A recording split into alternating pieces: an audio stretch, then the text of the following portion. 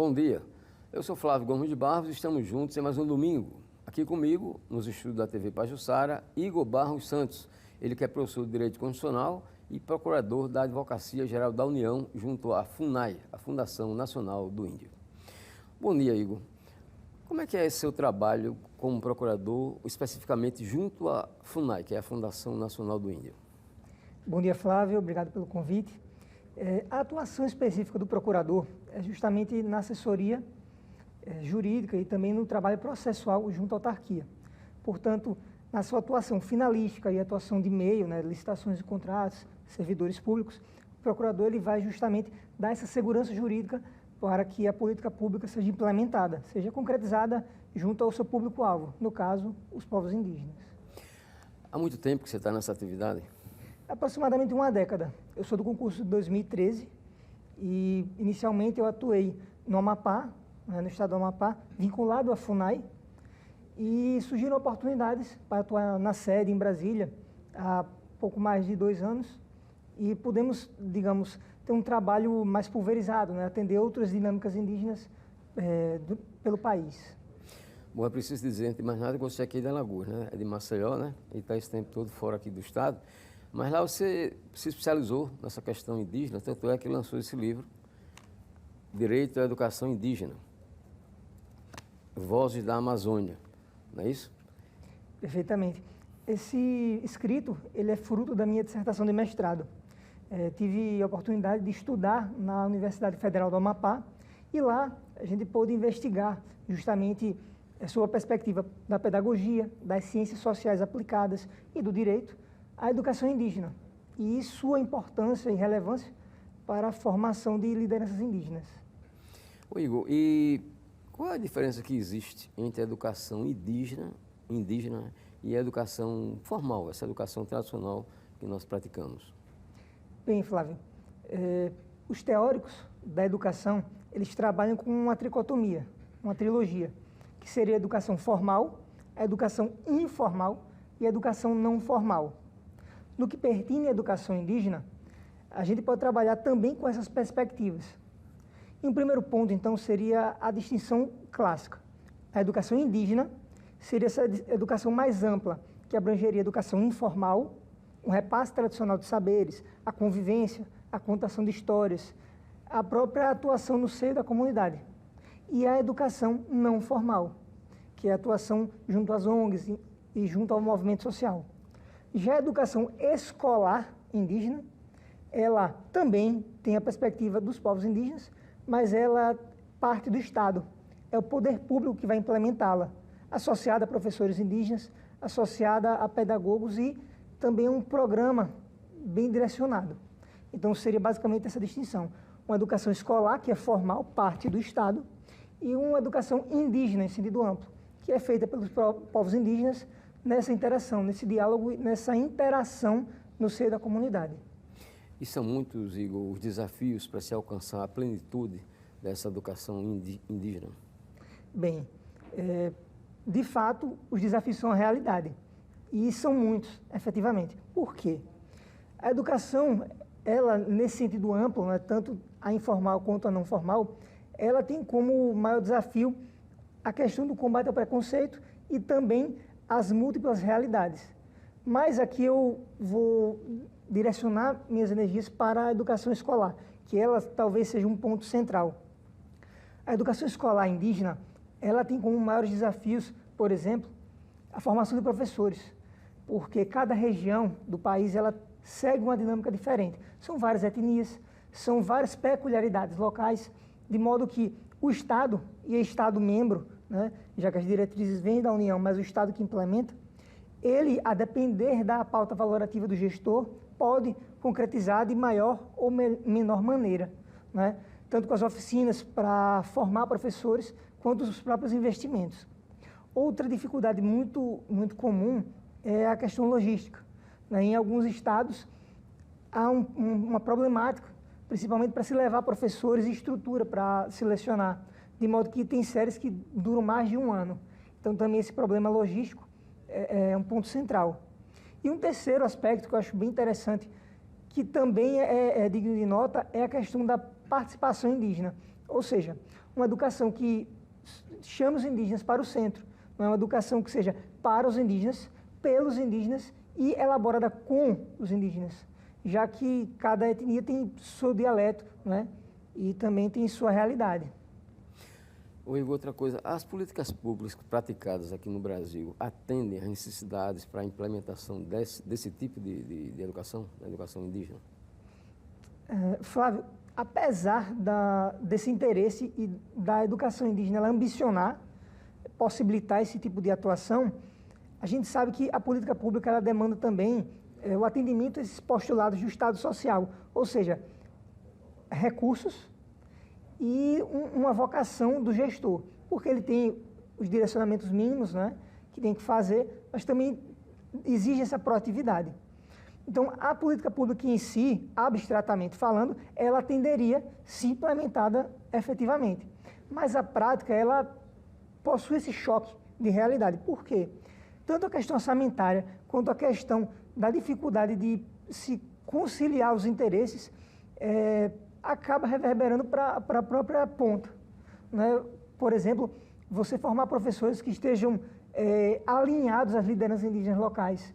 Há muitos problemas também de indígenas não admitirem determinadas instituições e profissionais atuando na região por não ter essa afinidade, não ter esse respeito à cultura. Então, a complexidade ela surge e as dificuldades surgem a partir da prática, a partir da convivência que a gente vai percebendo. Mas há já esse elemento de realidade, nessa complexidade em abstrato. E no que diz respeito à legislação, ela é suficiente? Bem, no meu entender, como estudioso da temática, de fato, ela atende sua completude, já que, por exemplo, sua perspectiva constitucional, a gente tem o direito fundamental à educação no artigo 6º, que está diretamente associada ao artigo 231 da Constituição, cabeça, o caput, né, que reconhece os costumes, tradições, crenças, organização social da coletividade indígena, além da posse tradicional das terras que eles tradicionalmente ocupam.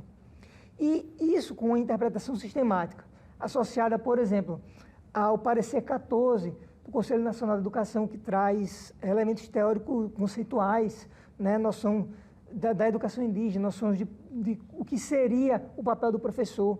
Também temos regulamentações como a Resolução 3 de 99, que é do Conselho Nacional de Educação, que também traz esses elementos de como vai funcionar a escola, qual vai ser o papel do professor indígena. Temos também portarias interministeriais, como a 559. Então, assim, há uma legislação global que pormenoriza essa política pública. E também há diretrizes gerais do Plano Nacional de Educação, da Lei de Diretrizes e Bases de Educação. Portanto, a regulamentação ela atende sua completude. O problema, digamos, mais latente é a sua aplicabilidade prática, já que esbarramos nessas barreiras que falei anteriormente, como a questão orçamentária, logística, formação de professores. Bom, você há quase 10 anos atua nessa região, na região amazônica, que me parece que é no Amapá, não é isso? Se a gente arredondar, seria mais ou menos isso. É isso? E o Amapá, ele tem a sua dinâmica indígena própria. O Amapá, ele tem, claro, não só o Amapá, mas o norte do Pará, que é de responsabilidade da coordenação regional do Amapá, seriam as terras indígenas Uaçá, Galibi e Juminã, e a terra indígena Wayampi, no Amapá, no caso 4, e o norte do Pará, que seria Rio Parudeste e Tiriós. Portanto, são 6 terras indígenas que são da responsabilidade da coordenação do Amapá. E foi perante essas terras indígenas e essas etnias que a pesquisa foi realizada. E foi, digamos, o meu start, né, junto aos povos indígenas, que hoje, por oportunidade diante da Procuradoria Federal Especializada, pude conhecer outras etnias, como no Mato Grosso, no Acre e no Sul. Bom, vamos a um breve intervalo comercial. Na volta, a gente continua nessa entrevista com o Procurador Federal e também professor Igor Barros Santos.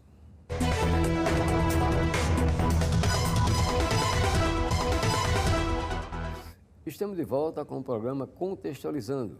Aqui comigo, Igor Barros Santos, que é professor de Direito Constitucional e é procurador da Advocacia Geral da União, junto à FUNAI. Igor, como é que está a situação atual em relação a essa questão que a gente está abordando, que é a educação indígena? Ainda existem muitas carências? Flávio, com relação às carências, elas estão associadas às próprias dificuldades que a gente conversou anteriormente, principalmente nessa perspectiva de formação de professores. O Brasil ele procura, principalmente, beber em fontes do direito comparado para tentar atender algumas perspectivas da realidade nacional. Acredito que das carências, o ponto central é justamente que a educação seja feita de modo a atender à realidade local. É muito comum que um modelo padronizado ele acabe não atendendo a uma etnia que tem uma língua específica, que tem mitos, que tem divindades ou uma espiritualidade específica. Então, as carências principais são essas, de implementação de modo específico. Ou seja, você se assegurar que uma etnia ela consiga concluir uma série num período correto e que esse conteúdo programático e essas lições, né, que estão associadas ao próprio conceito de educação escolar indígena, elas sejam implementadas e concretizadas de modo direcionado e de modo a dar esse letramento político, né, na medida em que a educação ela vem com esse viés de fornecer as competências básicas para que o indígena jovem, principalmente, ele possa continuar perpetuando as peculiaridades culturais daquela etnia, bem como dar algum retorno à sua comunidade profissionalmente, já que esse senso de coletividade e essa reprodução dos elementos típicos culturais de cada etnia é um traço muito importante e específico dessa autonomia indígena. E quais são, Igor, as principais práticas pedagógicas dessas comunidades em relação ao ensino dos jovens? Bem, Flávio, essencialmente, quando a gente fala de educação indígena, a gente está falando de um conceito amplo, né? E aí a educação escolar indígena, ela está associada à educação não escolar. Digamos, o ensino na escola, ou seja, nesse espaço que tem um sujeito pré-determinado, que é o professor e aluno, tem um conteúdo programático, tem um processo avaliativo, ela pode trazer os elementos da própria cultura, pode trazer os elementos específicos e mitos, lendas e rituais da própria etnia, associados às competências como a matemática, geografia e história, que são típicos da chamada sociedade envolvente, ou comunhão nacional, como prefere o Estatuto do Índio. Isso aí está associado também à contação de história, à oralidade, às reuniões onde os anciões, os mais antigos, eles vão passar aqueles elementos de vivências passadas, as vivências repassadas também compõem esse elemento da educação. Então, a gente tem a tendência de entender que a implementação da educação seria só o professor repassando o conteúdo, como a matriz tecnicista nossa digo, de matriz eurocêntrica, né? Ocidental. Mas, na realidade, ela é a soma desses fatores. O repasse é o papel do professor, somado ao papel das lideranças locais, lideranças comunitárias, lideranças políticas e familiares. É algo conjunto, híbrido. E até que ponto a educação indígena tem contribuído para a preservação da cultura e da identidade desse povo? Bem, nesse ponto de preservação da cultura, o ponto de partida é entender que há um misto de responsabilidades. A primeira responsabilidade seria do poder público e a segunda, mais importante, da própria coletividade. Ela tem que entender que, além de municiar o indígena das competências técnicas, das competências básicas para o dia a dia, para essa interação com a sociedade envolvente, com a sociedade nacional, né, também tem que perceber que a preservação da cultura passa pela reprodução dela. Ou seja, você tocar no assunto, você fazer oficinas, você relembrar, se contar as histórias, trazer toda a vivência e as explicações mitológicas sobre como surgiram os indígenas, sobre as relações com os ancestrais, sobre o que os diferenciaria da sociedade nacional. Então, a preservação da cultura passa também por esse papel de representatividade, esse papel do repasse tradicional e também digamos, reacender essa chama. Porque, ao você tocar no assunto novamente, você mostrar que, olha, essa temática não é só o que aconteceu no passado, mas é algo que faz parte da sua essência enquanto indígena. Você está sinalizando que aquilo é uma temática que faz parte da própria gênese da etnia. Outra coisa Um educador não indígena, de que forma ele pode contribuir para a formação do jovem indígena através da educação? Bem, a Resolução 03 de 99, bem como a Portaria Interministerial 559, elas trazem que há uma proeminência, há uma preferência do professor em ser indígena, mas não uma exclusividade. Então, o professor pode ser não indígena. Eu acredito, e aí é com base não só na pesquisa, mas na vivência, que os professores não indígenas, eles têm um direcionamento, eles têm são vocacionados à atuação junto aos povos indígenas, a essa alteridade, essa empatia. Então, quando o professor ele se candidata para um concurso de professor indígena, ou melhor, de professor que atua junto aos indígenas, sendo não indígena, ele tem esse primeiro elemento, que antecede a sua formação, que é um elemento humano, né, de interesse. Somado a isso, tem essa formação. Ele vai ter a formação técnica, vai ter a formação para sua abordagem, seja pedagógico ou de outro elemento da expertise dele, mas, acima de tudo, vai ser a aproximação das lideranças, a aproximação com a etnia, que vai permitir essa consolidação. Por quê? Em alguns casos no país, é muito comum os professores não indígenas, eles se associarem às lideranças para a confecção pela comunidade do material didático, do material próprio, com as linguagens e com a própria tradição daquele povo. Outra coisa, Igor, a justiça social, ela existe através da educação indígena? É possível chegar a ela?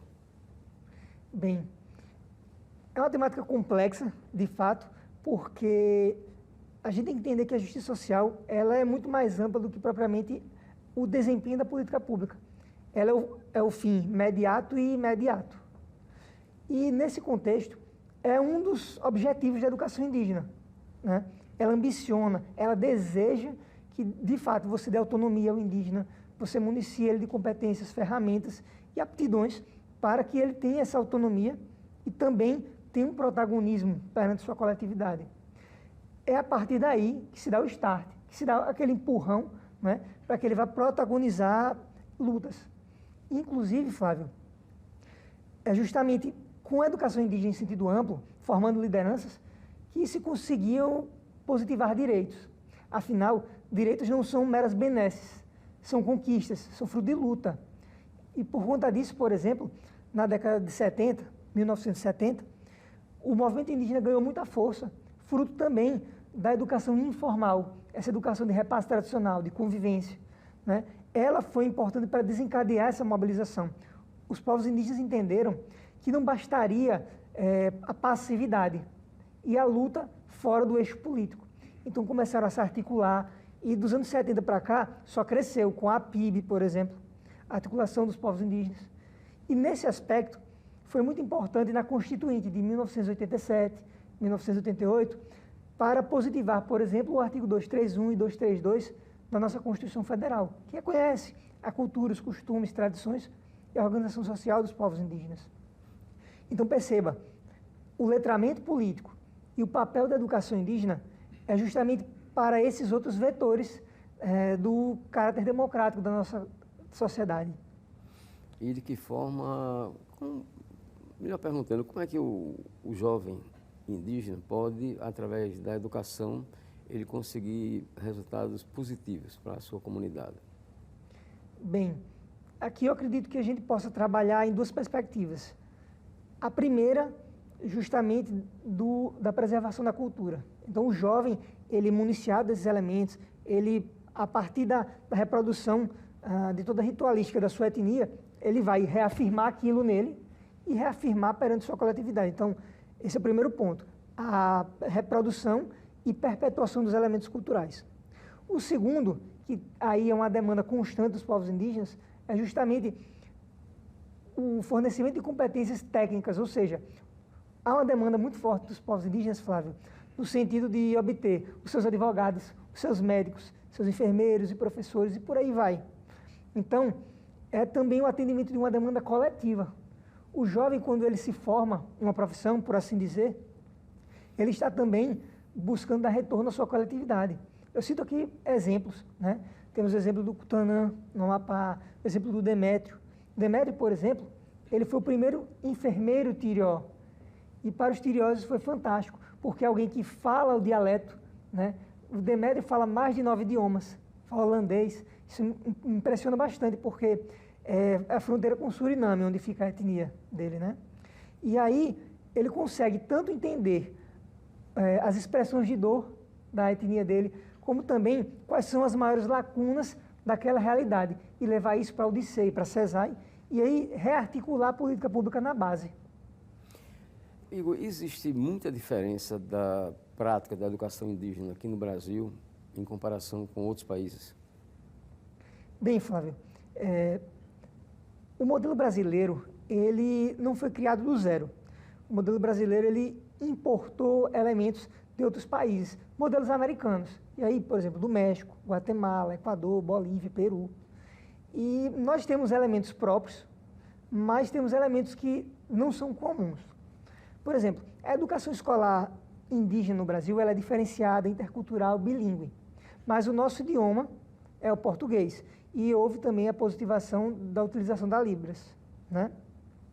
Mas note, os dialetos indígenas, por exemplo, do tronco G, Tupi, Macro-G, Caribe, não estão positivados como línguas oficiais, propriamente. Já no modelo do Peru, modelo da Bolívia, do Equador, é um pouco diferente, porque algumas constituições, como a do Equador, positivam o espanhol e o quechua, que seria o dialeto indígena, né? Também o amaiurá. Então, note, os modelos latinos, os modelos da América em geral, eles têm uma base que é comum ao Brasil, que é justamente buscar a diversidade e a interculturalidade, mas eles são modelos que seguem roteiros próprios. Por exemplo, o modelo embrionário no Brasil, para a boa parte dos teóricos da educação escolar, porque é formal, seria a catequese jesuítica. Já a educação indígena, ela antecede, ela é muito anterior, né? Porque ela é fruto dessa vivência, do contação de históricas, da convivência, repasse tradicional, que é marcado por pertencimento, sentimentos herdados. De outro lado, quando a gente vai falar do modelo da Guatemala, por exemplo, a base da educação seria católica, né? Através das chamadas escolas radiofônicas. Através da rádio se passavam conteúdos e se letrava o povo e abarcava os indígenas. Só que a própria Guatemala ela evoluiu na consolidação da educação indígena para trazer um modelo que abarcasse o caráter bilíngue e a sua interculturalidade. E o Brasil já ficou de olho, tanto que essa foi uma demanda dos indígenas daqui. Esse intercâmbio intercultural é importante porque os modelos se aperfeiçoam e o Brasil pode beber em fontes exitosas, né? O próprio modelo boliviano, que aí é um passo adiante, porque a Bolívia é um estado plurinacional, reconhece as nações indígenas, por assim dizer, é muito mais amplo, e consagra em sua Constituição não só o espanhol, mas os dialetos indígenas, dialetos complementares. De modo que a própria educação, ela é bilíngue ou ampliativa, mas não porque reconheceu um outro dialeto, ela reconhece os dialetos constitucionais. O Brasil ele tem o português e reconhece os outros dialetos em seu modelo educacional. Bom, pela sua vivência, Igor, de cerca de 10 anos na Amazônia, e pelo seu trabalho na FUNAI, Fundação Nacional do Índio, você poderia nos informar se ainda existe naquela região amazônica alguma comunidade que mantenha 100% as suas tradições? Perfeito. Flávio, aqui eu me permito divagar um pouco sobre a questão cultural. Na antropologia, existe um autor chamado Clifford Geertz. Ele diz que cultura, basicamente, seria uma teia de significações criada pelo homem. O estudo da antropologia e, sobretudo, das ciências sociais aplicadas, ele entende que a cultura não é algo puro. Essa visão de cultura pura, de algo essencialista, não existe mais. As culturas, elas dialogam e elas amplificam suas complexidades. Tanto que, vamos dizer assim, a nossa, né, a cultura indígena, a cultura das minorias étnicas no país, elas não são puras, porque elas, no diálogo com a sociedade envolvente, elas incorporam elementos, vantagens, comodidades e também esses elementos mais de conforto, de viabilidade para o próprio acesso ao bem da vida. Mas existe, por exemplo, no estado do Amazonas, os isolados, que aí, de fato, como se as bases de proteção elas isolam eles, ali a amplificação dos elementos culturais, elas, de certa forma, não receberam os elementos culturais da sociedade envolvente, da comunhão nacional. Mas, via de regra, se prepondera o dialeto, a resistência, o elemento de resistência, como os próprios indígenas gostam de situar, seria o dialeto, a língua, ou seja, a manutenção dele, e os seus mitos, associados aos elementos da cultura da sociedade nacional, sociedade envolvente, comunhão nacional, que seria justamente uma estratégia de sobrevivência também. Ok. Nosso muito obrigado ao procurador Igor Barros Santos pela sua participação aqui em Contextualizando. Você pode rever essa entrevista no YouTube da TV Pajuçara. Contextualizando deste domingo termina aqui. Um bom final de semana.